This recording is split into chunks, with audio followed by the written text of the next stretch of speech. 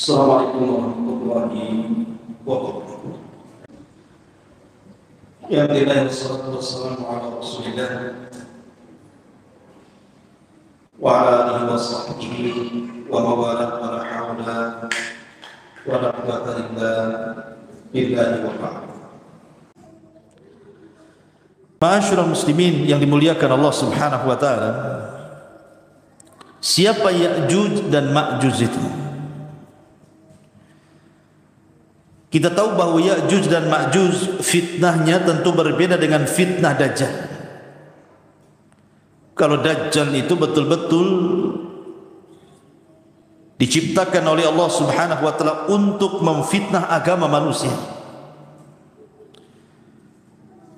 Tetapi Ya'juj dan Ma'juj tidak ada kaitan dengan itu. Ya'juj dan Ma'juj itu murni hanya makhluk perusak. Tidak ada kaitan dengan masalah fitnah agama.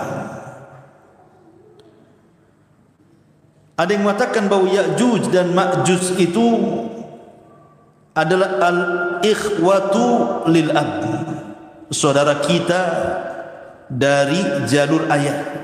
Maksudnya Adam alaihi salatu wassalam.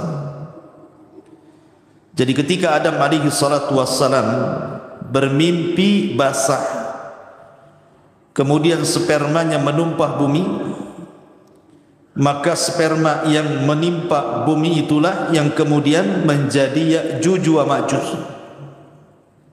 Sehingga ada yang mengatakan bahwa Ya'juj dan Ma'juj itu saudara kita seayah, karena bukan dari rahimnya Hawa, tetapi dari tanah. Cuman spermanya sperma Adam tumpah ke tanah jadi Ya'juj Ma'juj gitu. Tapi jelas pendapat ini sangat bertentangan sekali, karena kalau seperti itu berarti Ya'juj dan Ma'juj itu punya keistimewaan. Sebagaimana Isa tercipta tanpa ayah, kemudian Hawa tercipta tanpa ibu, maka Ya'juj Ma'juj nanti sekedudukan dengan Hawa. Mustahil kalau pendapat ini dibenarkan. Maka pendapat yang kuat wallahu alam bahwa Ya'juj wa Ma'juj adalah keturunan Yafis ibn Nuh alaihi salatu wassalam. Kita tahu bahwa Nuh alaihi salatu wassalam itu kan memiliki 4 putra. Yang satu kafir, namanya Kan'an, yang kemudian mengikuti agama ibundanya, dan istrinya Nuh kafir. Tetapi yang 3 mukmin mengikuti agama Nuh. Syam yang merupakan bapa bagi bangsa Arab, terlahir dari Syam ini banyak kalangan para nabi dan rasul. Kemudian ada Ham. Dari Ham ini lahir orang-orang yang berkulit hitam. Kemudian yang ketiga ada Yafis. Dari Yafis ini lahir banyak kabilah, salah satunya adalah Ya'juj dan Ma'juj. Jadi Ya'juj dan Ma'juj itu keturunan Yafis putra Nuh alaihi salatu wassalam. Itu yang benar. Dia manusia sama dengan kita. Tetapi Allah Subhanahu wa taala berikan usia yang panjang dalam pengasingan Ya'juj dan Ma'juj itu, karena mereka tidak bisa keluar sebab benteng yang menghalang mereka untuk keluar. Allah berikan usia yang panjang. Artinya bahwa mereka akan semakin banyak jumlah mereka dan populasinya di balik dinding yang dibuat Dzulqarnain itu. Sehingga jumlahnya saking banyaknya tidak ada yang tahu kecuali Allah Subhanahu wa taala. Makanya ketika Allah Subhanahu wa taala menjelaskan tentang banyaknya jumlah mereka, Allah katakan dalam surah Al-Anbiya ayat 96, hatta idza futihat Ya'juj wa Ma'juj wa hum min kulli hadabin yansirun. Sehingga apabila benteng Ya'juj dan Ma'juj itu sudah dihancurkan, maka mereka akan datang seperti air bah yang turun dari ketinggian, saking banyaknya. Saking banyaknya Ya'juj dan Ma'juj itu sehingga tidak bisa dihitung berapa jumlahnya. Bahkan ketika Nabi Allah Adam alaihi salatu wassalam berdialog dengan Allah Azza wa Jalla dan mengatakan, ya Adam bi'tha ahli nar, wahai Adam, utuslah dari turunanmu para penghuni neraka. Adam alaihi salatu wassalam kaget karena di antara turunannya ada yang akan menjadi penghuni neraka. Kemudian Adam bertanya kepada Allah Azza wa Jalla, apa maksudnya? Maka Adam alaihi salatu wassalam kaget ketika Allah mengatakan, keluarkan dari 1000 keturunanmu 999 masukkan mereka ke dalam neraka dan 1 masukkan ke dalam surga. Jadi di setiap 1000 orang 999 masukkan ke neraka, 1 masukkan ke surga. Yang dimaksud 999 itu maksudnya dari Ya'juj wa Ma'juj dan 1 dari kita. Jadi perbandingan angkanya, kalau seseorang itu hendak melawan Ya'juj dan Ma'juj itu 1 lawan 999 Ya'juj dan Ma'juj. Kira-kira menang enggak kalau kelahi 1 melawan 999? Enggak akan menang. Keroyok 10 orang saja mati. Ya. Ini 999, antum sendirian. Makanya Nabi SAW mengatakan, innakum taqulun la aduwa lakum. Ketika kaum muslimin berada di atas puncak karir mereka karena mereka sudah menguasai bangsa Arab, Mekah dan Madinah dan sekitarnya, maka para sahabat dikira sudah tidak ada perang lagi. Apalagi setelah tragedi Fathu Mekah, mana lagi mau diserang? Maka Nabi mengatakan, innakum taquluna la aduwa lakum. Kalian katakan tidak ada musuh lagi bagi kalian.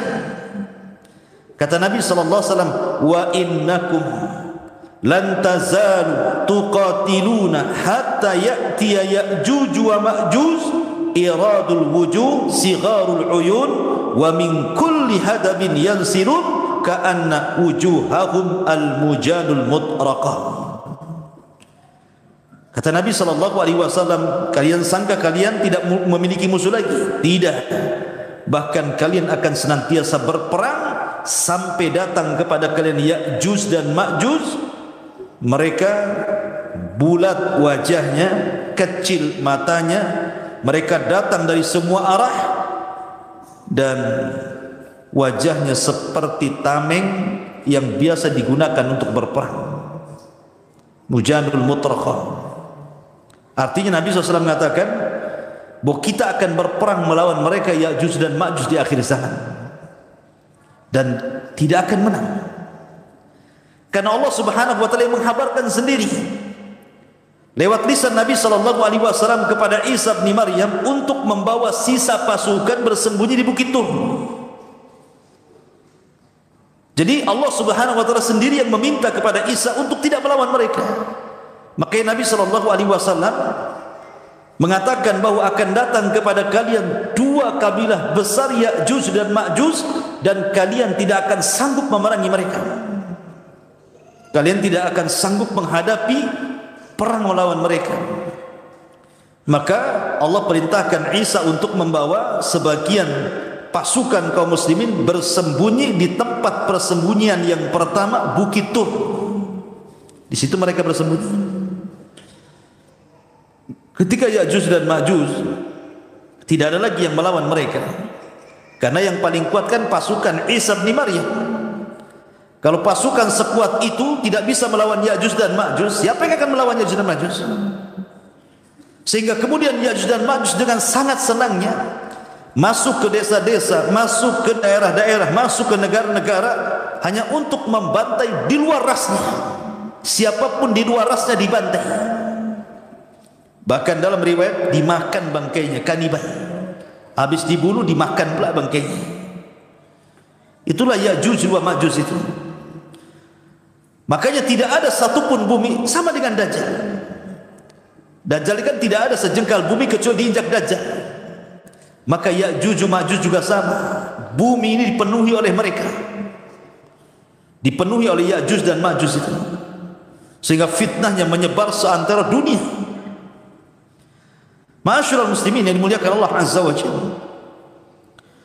Lah ketika kaum muslimin kemudian mereka bersembunyi di Bukit Tur, kemudian Ya'juj dan Ma'juj terus mereka memerangi, membunuh dan membantai manusia, mulailah kemudian tampak kesombongannya. Ya'juj dan Ma'juj sombong karena sudah mengalahkan siapapun yang di luar rasnya. Akhirnya kemudian ketika mereka sudah merasa bahwa sudah memerangi semua orang yang ada di bumi, maka mereka mengatakan qatalna man fil ardi sanaqtuluhu man fis sama, katanya. Kami sudah bunuh semua makhluk yang ada di atas bumi, giliran engkau makhluk yang ada di langit, ku bunuh kalian semua. Sombong dia. Dia bisa kononnya membunuh makhluk yang ada di langit, maksudnya para malaikat. Akhirnya kemudian mereka pun mulai mengarahkan tombak-tombak mereka, panah-panah mereka kemudian diarahkan ke langit. Subhanallah, Allah subhanahu wa ta'ala menyedot panah-panah itu sampai tembus ke awan-awan, sampai tidak nampak lagi panahnya itu, saking jauhnya, saking tingginya. Kemudian Allah subhanahu wa ta'ala kembalikan panah itu ke bumi, dan Allah sudah lumuri di ujung-ujungnya dengan darah, seolah-olah Ya'juj dan Ma'juj berhasil membunuh makhluk yang ada di atas langit. Padahal itu adalah makarnya Allah. Wa yamkuruna wa yamkurullah wallahu khairul makirin. Maka makin sombong lagi. Makhluk bumi sudah kami bantai, makhluk langit sudah kami bantai, kira-kira makhluk mana lagi? Akhirnya kemudian Nabi Isa bin Maryam pun kemudian berdoa kepada Allah subhanahu wa ta'ala. Kemudian setelah berdoa kepada Allah subhanahu wa ta'ala agar Allah memberikan pertolongan kepada mereka, anak-anak ada yang tertibkan. Jadi akhirnya kemudian Allah subhanahu wa ta'ala mengabulkan doa Isa bin Maryam, doanya Isa bin Maryam, agar Allah subhanahu wa ta'ala menghancurkan sehancur-hancurnya Ya'juj wa Ma'juj ini. Maka Isa terus berdoa sampai akhirnya betul-betul Allah subhanahu wa ta'ala azab Ya'juj wa Ma'juj ini dengan hanya mengutus hewan yang paling kecil, namanya nagof.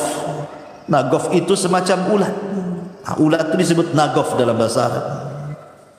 Itu yang menghancurkan Ya'juj dan Ma'juj. Dan ingat tentara Allah subhanahu wa ta'ala, kalau kita melihat sejarah-sejarah, rata-rata binatang kecil yang diutuskan. Ketika pasukan Abrahatul Asram atau dikenal dengan Ashabul Fil hendak menyerang Ka'bah, siapa tentara Allah yang Allah utus? Ababil, burung-burung laut.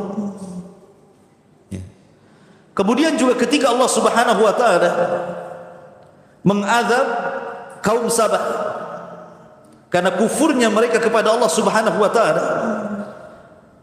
maka Allah subhanahu wa ta'ala mengutus siapa? Mengutus tikus-tikus sebesar kucing. Ada enggak tikus sebesar kucing? Mungkin tikus got tuh, kan besar-besar tuh di Jakarta.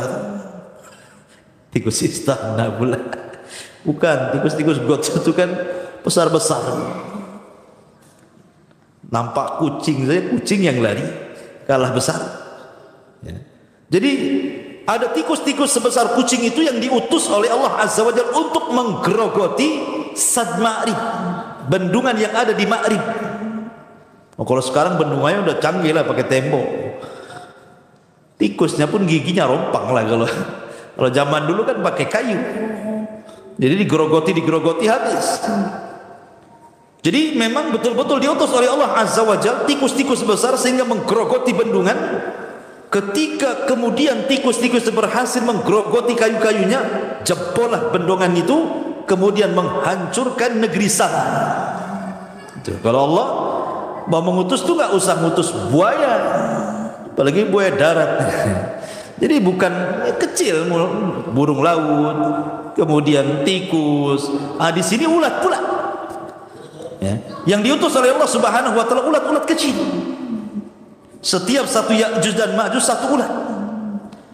Allah Subhanahu wa taala sebar ulat di mana-mana di malam hari ketika Ya'juj wa Ma'juj sedang terlelap tidur. Tiba-tiba kemudian ulat itu bergerak, kemudian berjalan ke tengkuknya, kemudian menggigit tengkuknya dan berhasil masuk ke dalam tengkuknya dan menggerogoti otaknya. Subhanallah. Ini ulat apa ini? Tentu ulat di sini adalah tentara-tentara Allah Azza wa Jalla. Ketika pimpinannya Ya'juj dan Ma'juj mati karena kemasukan ulat di tengkuknya dan merusak otaknya, satu mati, semua mati. Subhanallah. Jadi kematiannya ada Ya'juj dan Ma'juj itu. Bukan sekarang ini yang satu mati, besok mati lagi, lusanya mati, minggu depan mati, enggak. Ini serentak matinya. Jadi kalau antum ini di Batam ini ada satu gardu listrik, satu kota Batam itu satu gardu gitu ya. Tiba-tiba kita matikan gardunya, maka satu kota Batam digelap. Jadi satu mati semua. Gitu kan aneh gitu ya. Nah, begitulah kuasa Allah Subhanahu wa taala. Ya'juj dan Ma'juj mati serentak. Sehingga tidak ada satu jengkal di bumi kata para ulama kecuali ada bangkainya. Saking banyaknya. Tidak ada satupun jengkal di bumi kecuali ada bangkai Ya'juj dan juga Ma'juj.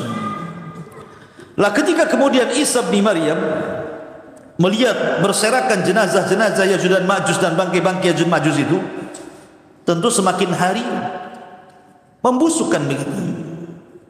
Tetapi nikmat bagi para binatang buas.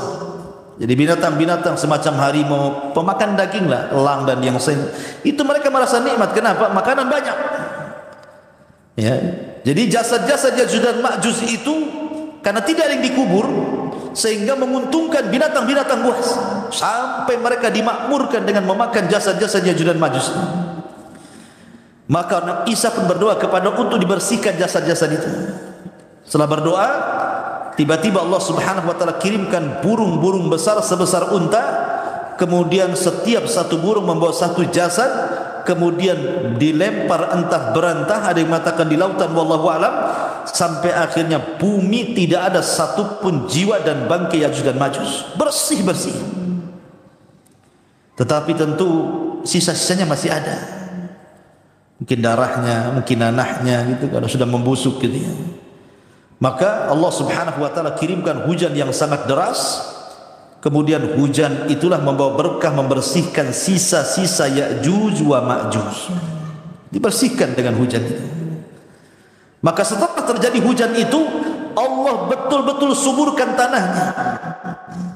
Allah betul-betul murnikan tanahnya, kembali lagi buah-buahannya tumbuh besar-besar. Ternaknya gemuk-gemuk, makanan di mana-mana. Setelah peristiwa Ya'juj dan Ma'juj, karena Isa bin Maryam masih hidup beberapa tahun kemudian. Dan Nabi SAW bersabda, tuba liman asya ba'dal masih. Beruntung orang-orang yang hidup di masa al-masih Isa bin Maryam. Sampai-sampai suburnya tanaman itu, kalau seandainya seorang itu memakan buah delima, maka 10 orang masuk ke cangkangnya. Antum pernah buah delima? Buah delima itu satu kepal gini saja. Tapi nanti di masa Isa bin Maryam, setelah kehancuran Ya'juj dan Ma'juj itu, delimanya besar. Jadi cangkangnya saja 10 orang bisa masuk ke dalamnya. Berarti kan besar isinya, itu satu kampung tuh baru habis. Itu delima, gimana durian? Antum bisa masuk ke cangkangnya bang kan? Makan di cangkangnya, kenyang-kenyang durian itu. Bisa tidur sama durian tuh kalau segede gitu ya. Cangkangnya 10 orang bisa masuk. Artinya bahwa memang saat itu diberkahi, betul-betul diberkahi. Makanya Rasul mengatakan tuba liman asya ba'dal masih. Beruntung orang-orang yang hidup di masa Isa bin Maryam. Mereka menyaksikan bagaimana suburnya alam semesta ini. Seolah dikembalikan kepada awal penciptaan. Buahnya besar-besar, binatangnya gemuk-gemuk gitu ya. Memang betul-betul Allah Subhanahu wa taala suburkan. Lah ketika Ya'juj dan Ma'juj ini selesai fitnahnya dan jasadnya sudah dibuang entah berantah oleh burung-burung unta, dan bumi sudah dibersihkan, maka Isa bin Maryam betul-betul menegakkan keadilan. Maka memaksa orang-orang yang di luar daripada Islam hanya dengan dua pilihan, masuk kau ke dalam Islam atau kubunuh. Tidak ada jizyah lagi. Nanti di akhirat itu tidak ada jizyah. Maksudnya tidak ada upeti. Kalau di zaman Nabi SAW kan, di zaman sekarang kan bayar upeti. Kamu mau masuk Islam? Tidak, gak apa-apa, tapi tolong bayar upeti. Kalau tidak juga bayar upeti, baru kita perang. Tapi nanti di akhir zaman tidak ada namanya jizyah upeti itu. Yang ada masuk Islam atau mati. Kan enak. Masuk Islam atau mati. Makanya banyak ahlu kitab itu yang tidak punya pilihan. Kalau mereka tidak mau masuk Islam, dibunuh. Tapi kalau mereka masuk Islam, mereka selamat. Makanya sebagian besar ahli kitab nanti di akhir zaman, mereka akan mengikuti syariat Muhammad SAW atas jasa Isa bin Maryam, sebagaimana terisyarat dalam Al-Quranul Karim, wa im min ahlil kitab illa la yu'minanna bihi qabla mautihi. Dan nanti sebagian besar ahli kitab itu akan beriman kepada syariat Nabi SAW sebelum kematian Isa bin Maryam, sehingga mereka akan masuk Islam dari mana-mana ahli kitab itu, karena Isa mengikuti agama Nabi. Secara otomatis orang-orang Nasrani atau Yahudi mau tidak mau mereka harus mengikuti ajaran Nabi, karena Isa aja surat di belakang Imam Mahdi untuk menunjukkan bahwa setiap kaum itu ada amirnya. Ma'asyiral muslimin yang dimuliakan Allah Subhanahu wa taala. Ada sebuah hadis yang tercantum dalam Sahih Bukhari dari Zainab bintu Jahsin. Nabi SAW bersabda, "Wailun lil arabi min syarri qad iqtarab." Kata Rasul, celaka bagi bangsa Arab, keburukan telah mendekati mereka. Ini di zaman Nabi. Rasul mengatakan celaka bagi bangsa Arab, keburukan yang besar sedang menerpanya. Kemudian Nabi mengatakan, fataha min radmi ya'juj wa ma'juj mithla hadhi wa halaqa bi isba'aihi al-ibham wallati taliha. Qalat Zainab faqaltu ya Rasulullah. Kemudian fakultu ya Rasul anuhlika wa fina salihun. Qala na'am idza kathura al-khabath. Jadi kata Zainab bintu Jahsin, dia mengatakan suatu ketika Nabi SAW pernah masuk sehingga mengejutkan para sahabat. Kemudian mengatakan la ilaha illallah, celaka bagi bangsa Arab, keburukan telah dekat menimpa mereka. Kemudian kata Nabi SAW, sungguh telah terbuka sedikit dari benteng Ya'juj wa Ma'juj. Kemudian Nabi melingkari jempolnya, kemudian menggabungkan dengan telunjuk dan membuat lingkaran seperti ini. Kata Nabi SAW, bentengnya Ya'juj dan Ma'juj di zaman Rasul sudah berhasil dilubangi seperti ini, sebesar ini. Jadi mereka bisa ngeker tuh dari luar, dari dalam keluar itu. Itu di masa Nabi itu. Bagaimana di masa sekarang kan gitu ya? Di masa Nabi saja sudah 1 dirham tuh, sudah berlubang sebegini. Ya.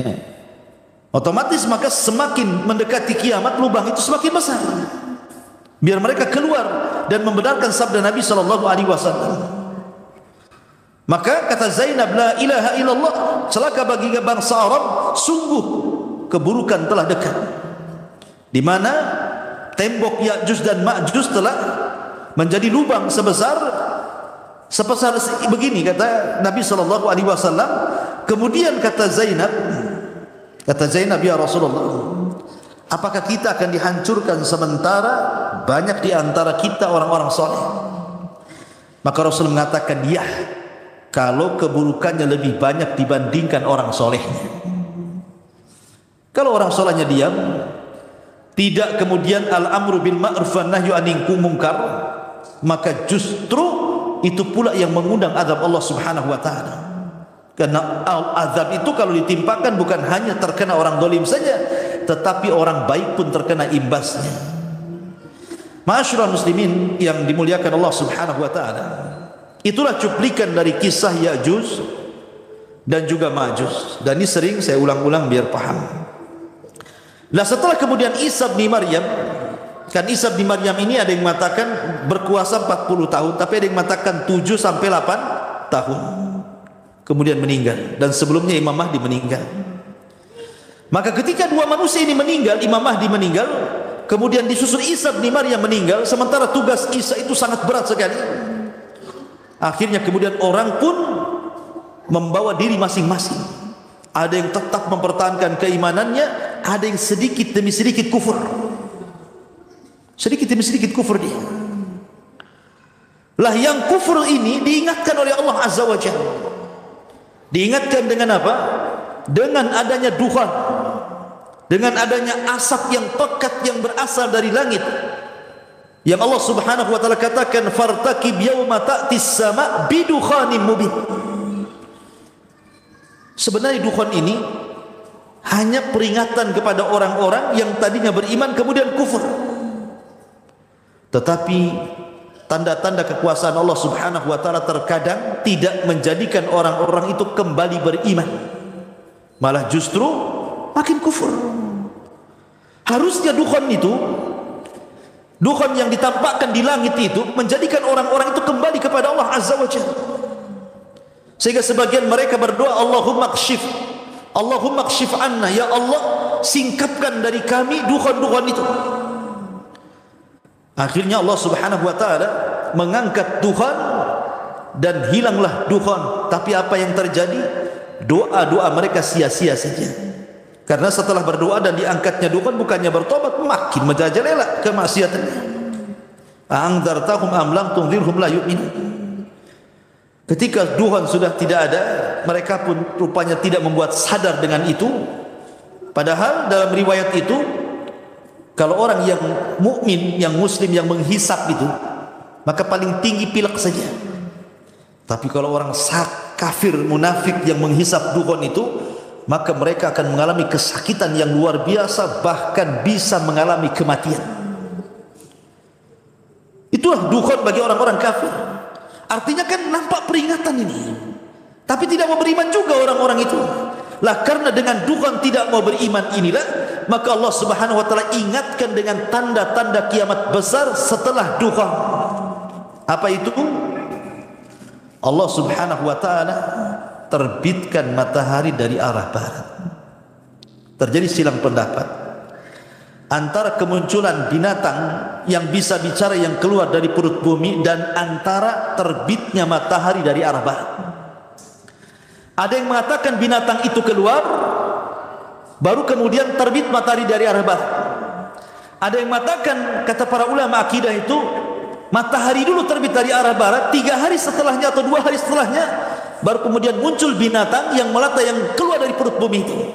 Wallahu alam, yang jelas jaraknya berdekatan, antara 2 sampai 3 hari saja. Begitu dalam hadis Nabi SAW dijelaskan jaraknya hanya 2 sampai 3 hari saja antara matahari terbit dari arah barat dan antara keluarnya binatang yang keluar dari perut bumi yang disebut dengan dabatun minal ard, binatang melata yang bisa bicara. Ma'asyiral muslimin yang dimuliakan Allah Subhanahu wa taala, dikisahkan dalam beberapa literatur akidah tentang peristiwa terbitnya matahari dari arah barat. Ikhwan, Allah Subhanahu wa taala banyak bersumpah dalam Al-Qur'an dengan matahari kan? Bahkan ada satu surat namanya matahari. Surat apa? Asy-Syams. Allah mengatakan wasyamsi wa duhaha wal qamari idza talaha wan nahari idza jallaha wal laili idza yaghshaha. Allah katakan wasyamsi wa duhaha. Matahari Allah jadikan sumpah. Karena matahari ini sebenarnya banyak faedahnya itu. Kalau orang-orang yang beriman dan memiliki akal ketika melihat matahari, maka matahari itu sebenarnya mengingatkan kita akan kiamat. Karena ketika terjadi hari kiamat, ikhwan, bintang-bintang itu semua berjatuhan dan bertabrakan. Sebagaimana Allah Subhanahu wa taala katakan, wa idzal kawakibun tatharat. Dan apabila bintang itu berhambur-hamburan, berjatuh-jatuhan, bertabrak-tabrakan. Bintang semua jatuh, tapi matahari dan bulan tidak. Matahari dan bulan tidak dijatuhkan dan tidak ditabrakan. Padahal Allah Subhanahu wa taala berfirman, la syamsu yanbaghi an tudrikal qamar walal qamaru sabiqum bin nahar. Tidak boleh matahari itu berjumpa dengan bulan, dan tidak mungkin juga bulan bertemu dengan matahari. Kan mustahil, kan? Bulan dengan matahari kan mustahil ketemu, karena ketika matahari tenggelam, bulan muncul. Ketika bulan tenggelam, matahari pula muncul. Kapan ketemunya? Tapi nanti pada hari kiamat, Allah Subhanahu wa taala berfirman, wa jumi'asy syamsu wal qamar. Wa jumi'asy syamsu wal qamar. Matahari dan bulan itu dijadikan satu. Untuk apa matahari dan bulan dijadikan satu? Untuk diletakkan di kepala-kepala manusia saat manusia dikumpulkan di padang mahsyar. Manusia akan dekat 1 mil di atas kepala. Sampai perawi hadis ketika menceritakan tentang matahari di atas kepala itu, ketika memaknai makna 1 mil, apakah mil itu jarak yang ma'ruf sekian kilo 1 mil? Ataukah yang dimaksud mil itu artinya alat untuk bercelak? Kan ada gagang celak itu disebut mil dalam bahasa Arab. Kalau seandainya mil itu adalah gagang celak, berarti nggak sampai 1 jengkal matahari di atas kepala itu. Karena kan gagang celak kecil segini saja. Emang seberapa gagang celak? Ya. Tapi kalau yang dimaksud mil itu adalah jarak dari sekian kilo 1 mil, mungkin agak jauh dari kepala, tapi itu pun terlampau dekat dengan kepala kita. Di dunia saja, ikhwan, Allah itu sudah meletakkan matahari sesuai porosnya. Sebab bergeser saja matahari dari tempatnya, dekat dengan bumi, terbakar bumi ini. Ataupun seandainya matahari ini menjauh dari porosnya, beku bumi ini. Tapi Allah letakkan pas di tengah-tengah dengan memberikan hawa yang tidak membuat terbakar dan tidak membuat beku. Itulah luar biasa. Allah Subhanahu wa taala meletakkan matahari itu di porosnya. Tapi nanti pada hari kiamat, matahari ini akan datang kepada Allah Subhanahu wa taala untuk meminta izin diterbitkan dari arah barat. Hadis Abu Hurairah radhiyallahu anhu, ketika Nabi SAW bersabda, atadruna aina syamsu, kalian tahu kemana matahari pergi? Kata Rasul. Kata sahabat, Allah wa Rasulullah alam. Rasul, Allah dan Rasulnya yang tahu. Kata Nabi, sesungguhnya matahari itu ketika terbenam, maka dia akan naik menuju Allah Subhanahu wa ta'ala, kemudian sujud di bawah arasy-Nya. Hampir-hampir Allah tidak mengizinkan dia untuk terbit dari arah timur dan disuruh terbit dari arah barat. Dari sini menunjukkan bahwa matahari itu tidak mengelilingi bumi. Maksudnya begitu. Matahari tidak mengelilingi bumi. Matahari itu menghadap Allah setiap hari. Sujud di hadapan Allah di bawah arasy-Nya. Hampir-hampir Allah tidak mengizinkan untuk terbit dari arah timur dan disuruh terbit dari arah barat, sampai pada waktunya ketika Allah Subhanahu wa taala izinkan matahari terbit dari arah barat, maka di situ tidak ada manfaat lagi keimanan seseorang. Jadi sesungguhnya kalau orang melihat matahari, ikhwan, banyak faedah yang kita bisa petik. Salah satunya tadi mengingatkan akan kiamat. Kemudian juga matahari juga mengingatkan kepada kita tentang lemahnya kita di hadapan Allah Subhanahu wa taala. Jangankan di hadapan Allah, di hadapan makhluknya saja kita lemah. Coba matahari itu ketika terang-terangnya di atas sana, kan, antum jangan pakai kacamata hitam, antum pandang matahari selama-lamanya. Kira-kira apa yang terjadi dengan mata antum itu? Bisa mengalami kebutaan, ikhwan. Ya kan? Menunjukkan kita lemah di hadapan matahari. Kita nggak kuat loh. Gimana kemudian melihat yang menciptakannya, Makhluknya saja baru matahari kita sudah lemah. Bagaimana dengan zat yang menciptakan matahari, lebih lemah lagi ini kita. Karena Allah Subhanahu wa taala itu punya tabir, dan tabir antara dia dengan kita itu cahaya. Kalau seandainya tabir tersingkap, kata Rasul, la akhraqat ma bainas samai wal ardi. Satu langit satu bumi akan terbakar semuanya. Itu kalau Allah, itu baru hijabnya. Baru hijabnya itu, baru penutupnya. Sudah membakar antara langit dan bumi. Dari sini ma'asyiral muslimin yang dimuliakan Allah Azza wa Jalla, bahwa salah satu faedah matahari itu adalah menunjukkan kelemahan kita di hadapan Allah Subhanahu wa taala. Kemudian juga matahari ini kalau kita perhatikan satu di antara tanda-tanda kiamat. Karena di akhir zaman kata Nabi SAW itu akan terjadi banyak gerhana dan banyak gempa. Gerhana dan gempa. Karena bahasa hadis itu maskhun wa khasfun wa qadfun, kan itu. Akan terjadi maskhun, kemudian khasfun wa qadfun.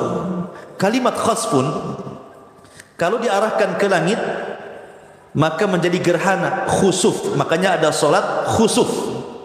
Ada juga yang menggunakan kaf, solat khusuf. Tapi kalau diarahkan ke bumi artinya gempa. Berarti di antara tanda-tanda kiamat itu sering bermunculan gerhana matahari atau bulan, atau sering terjadi gempa. Dan di zaman Rasul yang namanya gerhana itu lambat, ikhwan. 10 tahun sekali baru ada gerhana matahari. Tapi sekali ada gerhana matahari bertepatan pula dengan kematian putra Rasul Ibrahim. Maka orang pun memprediksi ini jangan-jangan gerhana ini gara-gara kematian anaknya Nabi.